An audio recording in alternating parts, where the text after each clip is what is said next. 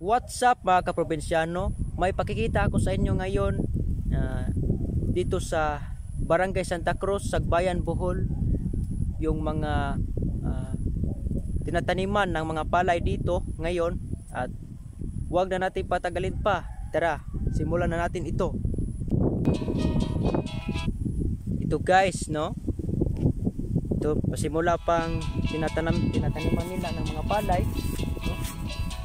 Ito sa Barangay Santa Cruz, no? Marami kasi mga palayan dito no?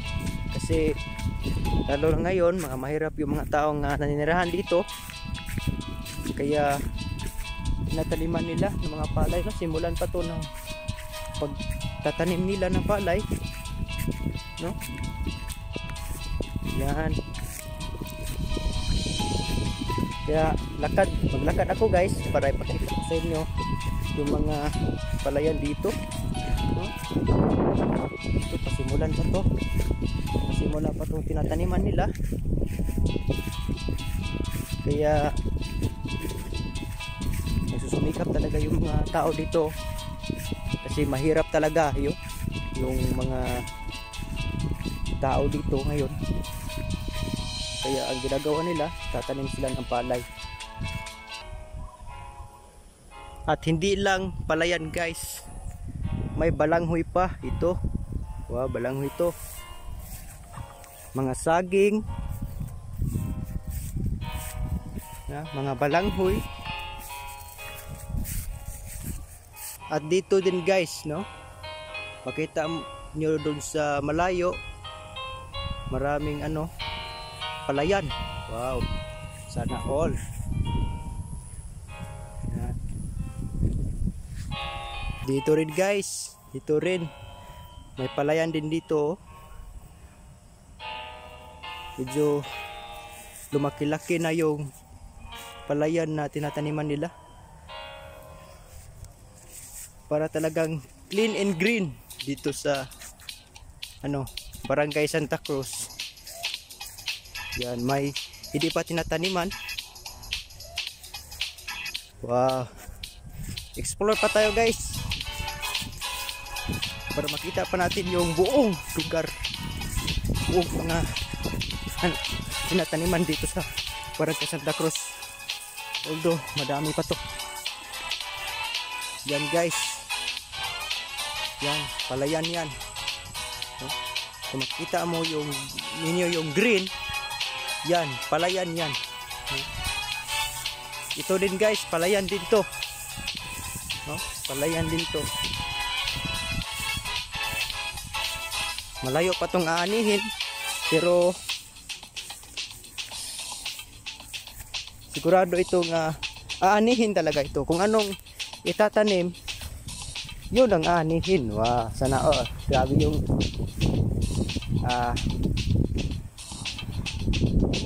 mga taniman dito guys. Yan, palayan yan guys. Palayan to, no? Ang dami guys, no? Ito lang kasi yung pangkabuhayan ng mga tao dito guys. Wala na silang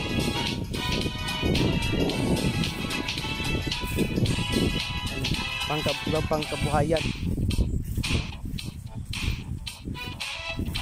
Ito lang yung pagtatanim ng mga palay dito.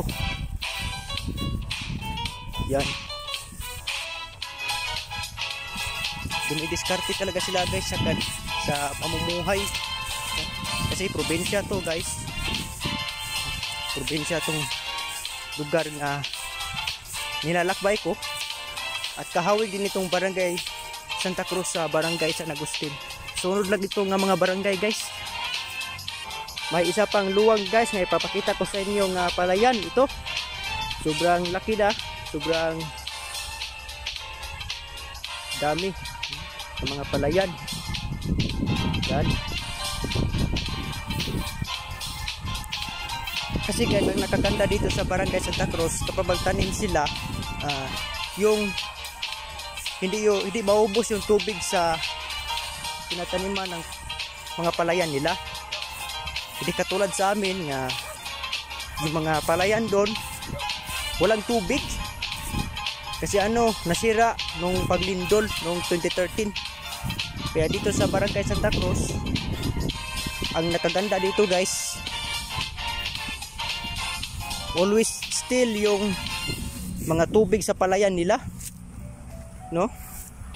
Guys, dito ko natatapusin yung video ko patungkol sa sa mga palayan dito sa Barangay Santa Cruz. And please like, share, and subscribe to my YouTube channel, Puging Probinsyano, and always support my YouTube channel guys.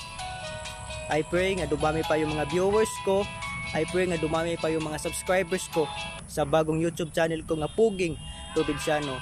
Hanggang sa susunod nga mga video ko guys, bye bye.